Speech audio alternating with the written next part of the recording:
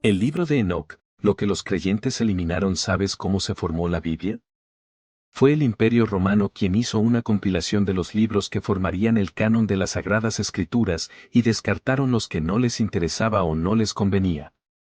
Pero, ¿y qué pasó con ellos?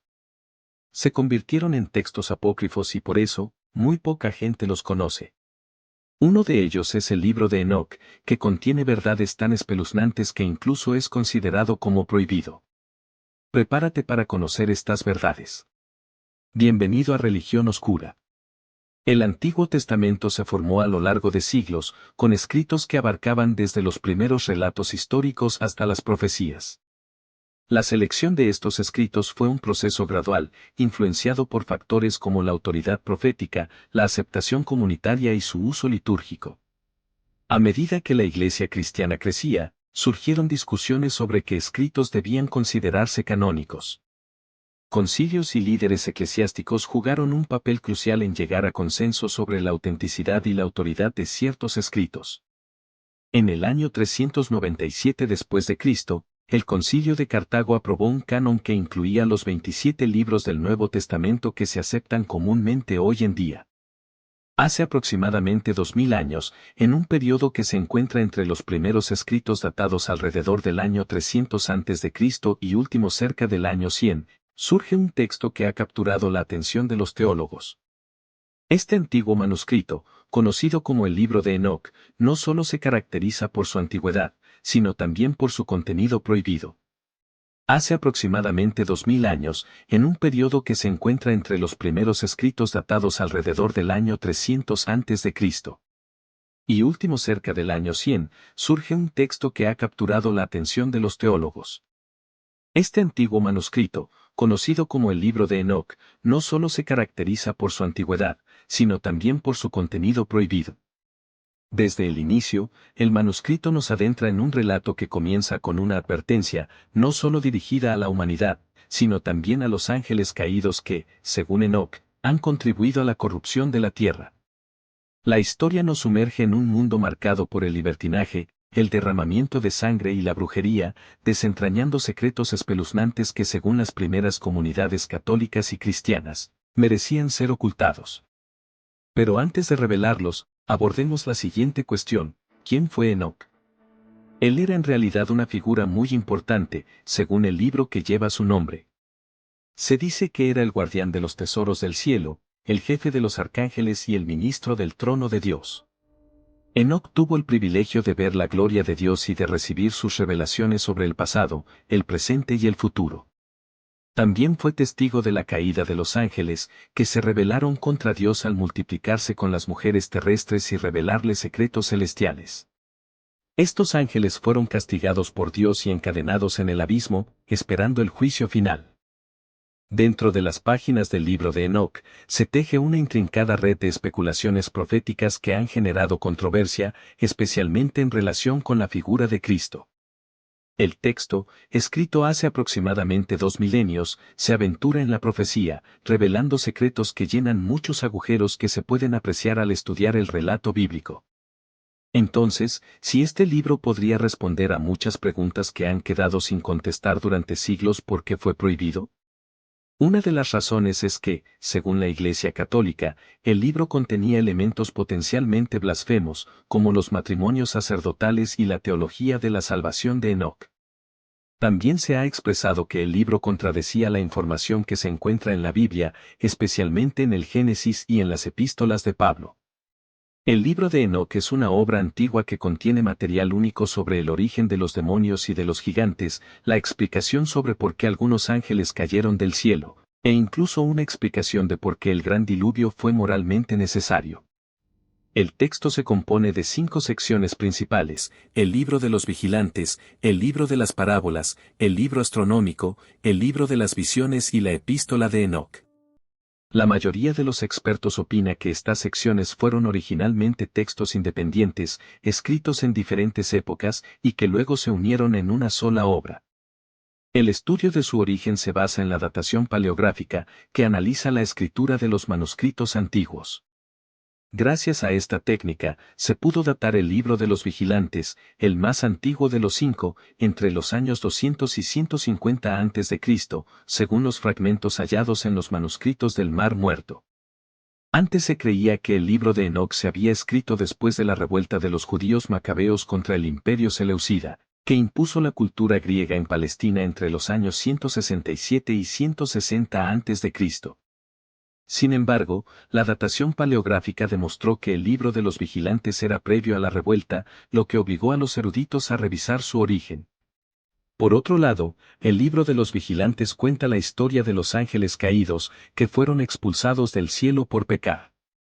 El libro relata cómo estos ángeles se unieron con las mujeres humanas y engendraron a los Nefilim, unos seres misteriosos de la Biblia, que eran fuertes y de gran tamaño, y que a menudo se interpretaban como gigantes. La tradición judía los considera como hijos híbridos de los ángeles caídos, que se rebelaron contra Dios y corrompieron a la humanidad con sus enseñanzas. Según el libro de los Números, del Antiguo Testamento, los Nefilim habitaban en Canaán cuando los israelitas la invadieron. A Enoc también se le atribuye la creación de la astrología, algo que es muy controversial en el contexto religioso por varias razones. La astrología implica que el destino de las personas está determinado por las estrellas, lo que contradice la idea de que Dios es el único que tiene el control y el poder sobre la historia y la salvación. También se asocia con la magia, la adivinación y la idolatría, que son prácticas prohibidas por la Biblia y consideradas como pecados graves contra Dios. La especulación más audaz que se deriva del libro de Enoc involucra la posibilidad de antiguas visitas extraterrestres a la Tierra. La narrativa del libro proporciona material que algunos interpretan como indicio de contactos con seres de otras dimensiones o mundos. Esta interpretación, aunque no es explícita, ha llevado a la creación de teorías que conectan el contenido del libro con la presencia de antiguos extraterrestres que influyeron en la historia terrestre, una teoría que guarda relación con el mito de los Anunnaki. Sin embargo, la epístola de Enoc fue defendida por el primer cristiano ejecutado por la justicia secular. El obispo hispano-romano Prisciliano de Ávila fue condenado a muerte por el emperador romano de Occidente, Magno Máximo, en el año 388, bajo la acusación de herejía. Prisciliano era un partidario del libro de Enoc.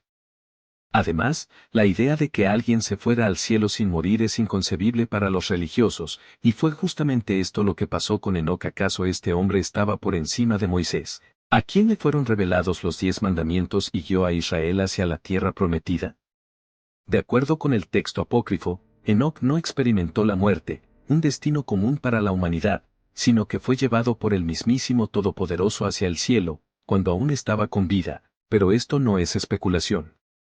Génesis 5, 22-24, menciona brevemente que Enoc caminó con Dios y desapareció porque Dios se lo llevó.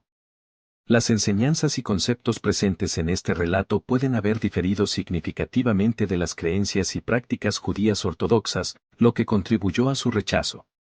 No obstante, aunque enfrenta oposición y exclusión oficial, el libro de Enoc sigue siendo una fuente constante de conocimientos fascinantes. A pesar de ser considerado apócrifo, su influencia en ciertos círculos de estudios teológicos y esotéricos sigue siendo significativa. Aparte del libro de Enoc, existen varios otros libros apócrifos que no forman parte del canon bíblico reconocido por judíos y cristianos. Estos textos a menudo ofrecen perspectivas únicas sobre temas religiosos y espirituales, pero varían en su aceptación y reconocimiento entre diferentes tradiciones religiosas. Algunos ejemplos notables incluyen el Evangelio de Tomás, el Evangelio de María Magdalena, donde se ha expresado que está escrito explícitamente que ella fue la esposa de Jesús. ¿Crees que en otros apócrifos textos haya verdades que intentan ocultarnos? Ota que oró y cayó fuego del cielo, Elías fue uno de los profetas más famosos y poderosos de la historia de Israel, y su vida estuvo llena de milagros. Fue el hombre que se enfrentó al rey Acab y a los falsos profetas de Baal, y que hizo descender fuego del cielo para demostrar quién era el verdadero Dios. ¿Quién era este profeta extraordinario y por qué tenía tal conexión con Dios? Lo descubrirás en este video. Bienvenido a Religión Oscura. Según la Biblia, Elías vivió en el siglo 9 a.C. Su nombre significa Él es Yahvé en hebreo, y era oriundo de Tisbe, en la región de Galaad, al oriente del río Jordán. Su vida transcurrió en tiempos de crisis y conflicto en el reino de Israel, ya que coincidió con los reinados de Ahab y su hijo Asía, dos reyes que hicieron lo malo ante los ojos de Dios y que promovieron la idolatría y la apostasía del pueblo. Ahab se casó con Jezabel, una princesa fenicia que introdujo el culto a Baal y que persiguió a los profetas de Dios, y más tarde Elías tuvo que enfrentarse a ella, demostrando el poder y la soberanía del Dios de Israel sobre los dioses paganos. Ahab murió en la batalla de Ramot de Galaad, donde fue herido por una flecha lanzada al azar. Su hijo Asía le sucedió en el trono, pero no aprendió de los errores de su padre, sino que continuó adorando a Baal y desobedeciendo a Dios. Cuando se enfermó gravemente, envió mensajeros a consultar al dios Baal-Zebub de Ecrón, en lugar de buscar la bendición del Todopoderoso. Así que Elías salió a su encuentro y le dijo que no se recuperaría, sino que moriría. Ahazía intentó capturar a Elías, pero el fuego de Dios consumió a los soldados que le enviaba. Finalmente, el rey murió sin dejar hijos, y su hermano Joram le reemplazó.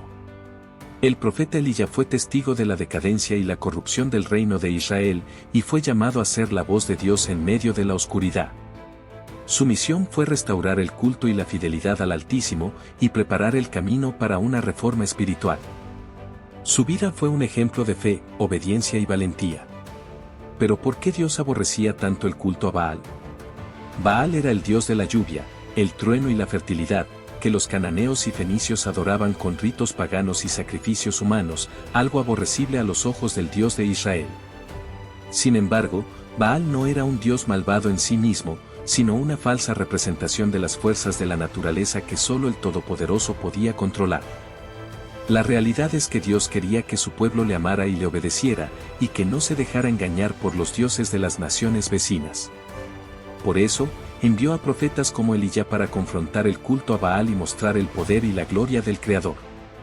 Después de que Elías anunciara al rey Acab la sequía que vendría sobre Israel como castigo por su idolatría, le fue ordenado que se escondiera junto al arroyo de Kerit, al oriente del Jordán. Allí, Dios le proveyó de agua y de pan y carne que le traían los cuervos. Pero cuando el arroyo se secó por falta de lluvia, Dios le dio una nueva instrucción y lo envió a buscar a la viuda de Sarepta. Sarepta era una ciudad fenicia, situada en la costa mediterránea, entre Tiro y Sidón.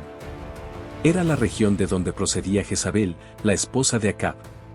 La ciudad era un lugar peligroso, y era improbable que Elías encontrara refugio o alimento allí.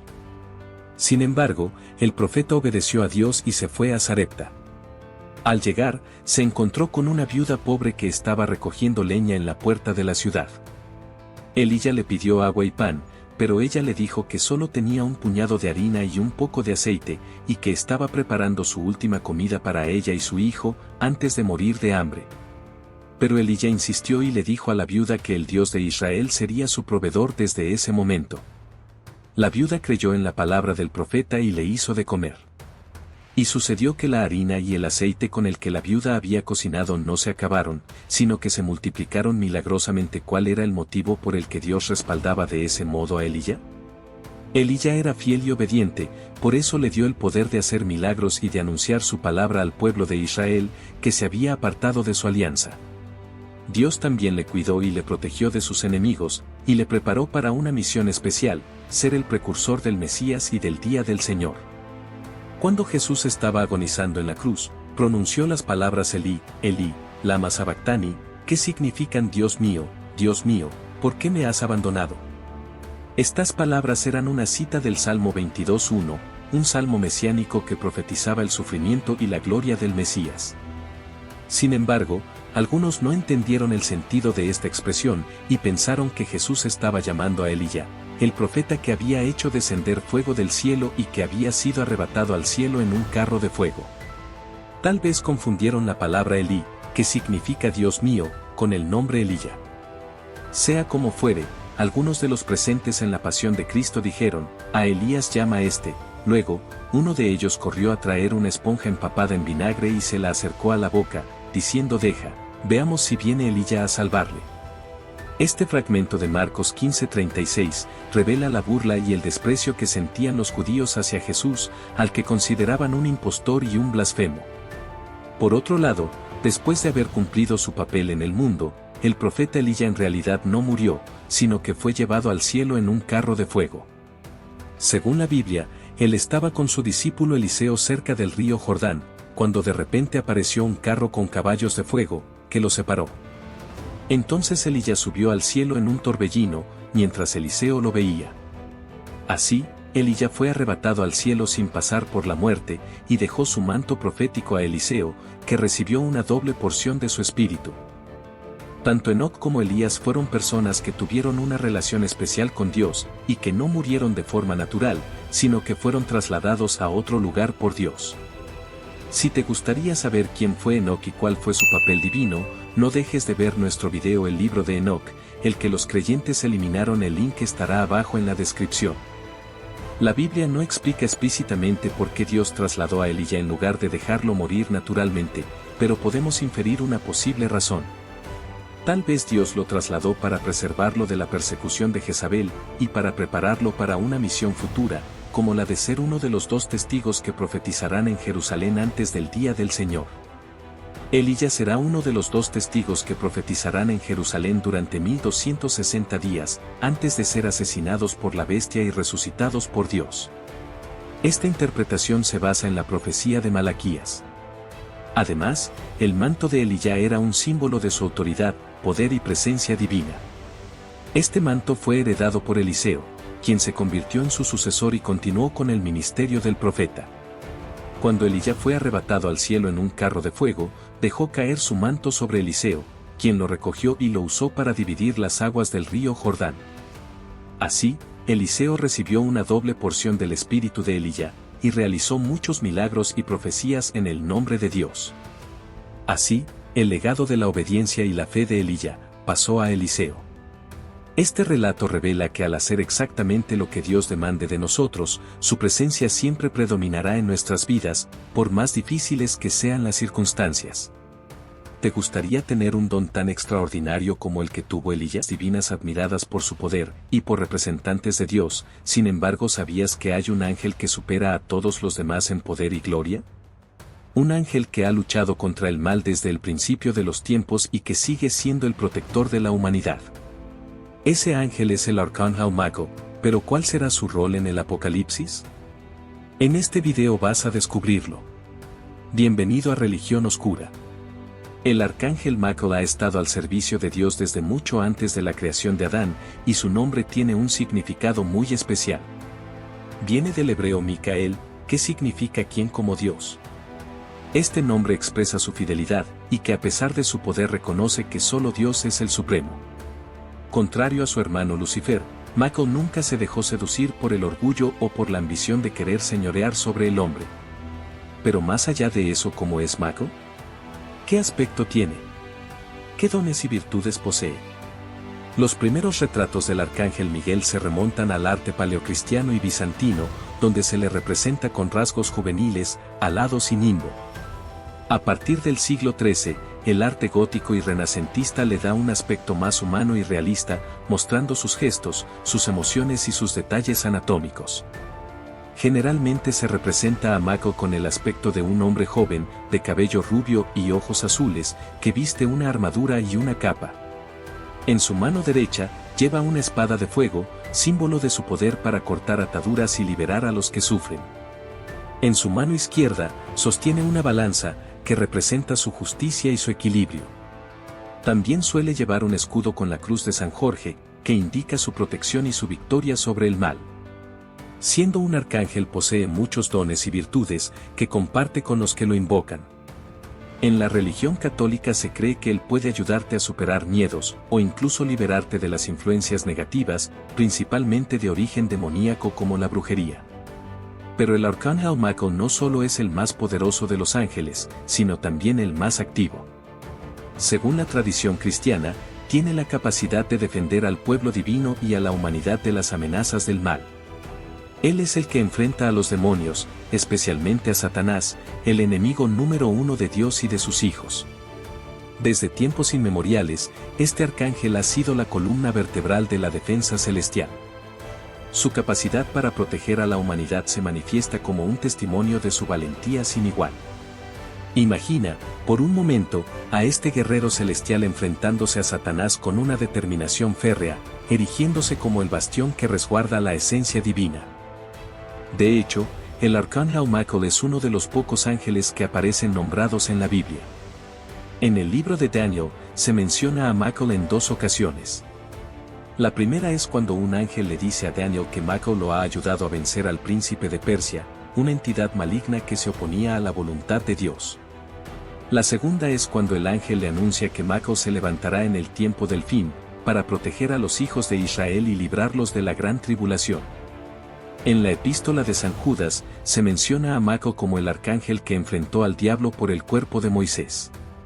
Según este relato, el arcángel no se atrevió a insultar al diablo, sino que le dijo, «El Señor te reprenda». Esto muestra la humildad y el respeto de Michael, que no se jacta de su poder, sino que confía en la autoridad de Dios. Incluso en el libro del Apocalipsis, Michael aparece como el líder de los ángeles que combaten contra el dragón, que es el diablo y Satanás. Según esta visión, él y sus ángeles arrojan al dragón del cielo, junto a sus lacayos, y lo vencen por la sangre del Cordero y por el testimonio de los mártires. La referencia más antigua al arcángel Michael proviene del libro de Enoc, un libro apócrifo que data del siglo III a.C. y que contiene revelaciones sobre el mundo celestial y el destino de la humanidad. En este libro, Enoc narra sus visiones y sus viajes por el cielo, donde conoce a los ángeles y a los arcángeles y recibe instrucciones sobre el plan divino. Entre los arcángeles, Enoc destaca a 8, que son los que tienen mayor rango y autoridad. Estos son, Michael, Gabriel, Rafael, Uriel, Raguel, Remiel, Saracael y Fanuel. Cada uno de ellos tiene una función específica y una misión que cumplir. El libro de Enoc fue muy influyente en el judaísmo y el cristianismo primitivos y se conserva íntegramente en la Iglesia Ortodoxa Etíope, que lo considera canónico. Sin embargo, otras iglesias y tradiciones lo rechazaron o lo ignoraron, y solo se conservan fragmentos en griego, latín, arameo y hebreo. Pero, más allá de eso, ¿cómo se relaciona Miguel con la figura del Mesías? Algunos pasajes bíblicos sugieren que Miguel y el Mesías son la misma persona, mientras que otros los distinguen como 2 seres diferentes. Una de las teorías que identifica a Michael con el Mesías es la que se basa en el libro de Daniel, donde se dice que Michael es el príncipe o el gran príncipe que protege a Israel y que se levantará en el tiempo del fin. Algunos comentaristas han entendido que este título se refiere al Mesías, que también es llamado príncipe de paz o príncipe de los príncipes en otros textos proféticos. Así, Miguel sería una manifestación preencarnada del Mesías, que actúa como su representante y su ángel guardián. Otra teoría se basa en el libro del Apocalipsis, donde se dice que Miguel y sus ángeles luchan contra el dragón y sus ángeles, y los arrojan del cielo. Los estudiosos de las Escrituras han entendido que esta batalla se refiere al mismo evento que se describe en el Evangelio de Juan, donde Jesús dice: «Ahora es el juicio de este mundo, ahora el príncipe de este mundo será echado fuera. Y yo, si soy levantado de la tierra, atraeré a todos a mí mismo». Así, Michael sería una forma simbólica de referirse al Mesías, que vence al diablo por medio de su muerte y resurrección, y que atrae a los creyentes a su reino celestial. Sin embargo, no todos los comentaristas están de acuerdo con estas teorías, y hay otros que sostienen que Michael y el Mesías son 2 seres distintos, que tienen funciones y roles diferentes. Según esta perspectiva, Michael es el arcángel más alto, pero no es divino ni humano, sino una criatura celestial que sirve a Dios y a su pueblo. El Mesías, en cambio, es el Hijo de Dios, que se hizo hombre para redimir al mundo, y que es superior a todos los ángeles y a todas las autoridades. Según esta perspectiva, el arcángel y el Mesías no se confunden ni se identifican, sino que se complementan y se apoyan mutuamente. Michael es el que prepara el camino y el que defiende al Mesías, y el Mesías es el que cumple la promesa y el que recompensa a Michael. Pero su papel en la fe ha sido innegable. El arcángel ha sido objeto de diversas leyendas y apariciones a lo largo de la historia, destacando su presencia en eventos considerados milagrosos. Monte Gargano en Italia ha sido escenario de leyendas que involucran a Michael. Según la tradición, en el siglo V, un toro salvaje habría llevado al obispo local hasta una cueva en el monte, revelando así la presencia divina. En este contexto, se relaciona al arcángel con la consagración de la Iglesia en el Monte Gargano, consolidando su estatus como una figura sagrada asociada con lugares de importancia espiritual. Asimismo, en las leyendas sobre San Sebastián de Garabandal, se menciona la aparición del arcángel. Estas apariciones, que supuestamente tuvieron lugar en el siglo XX en la localidad española de Garabandal, incluyen encuentros con Maco como parte de una serie de fenómenos sobrenaturales y mensajes espirituales. No obstante, estas apariciones no están exentas de cuestionamientos y controversias, ya que algunos relatos han sido objeto de escrutinio por parte de autoridades eclesiásticas. Se han planteado interrogantes sobre la autenticidad de ciertos eventos relacionados con el arcángel, y algunos obispos han expresado reservas o desaprobación ante ciertas afirmaciones. ¿Realmente Maco se ha manifestado entre los hombres, o acaso permanece aguardando al día del juicio final para hacer su aparición en la tierra?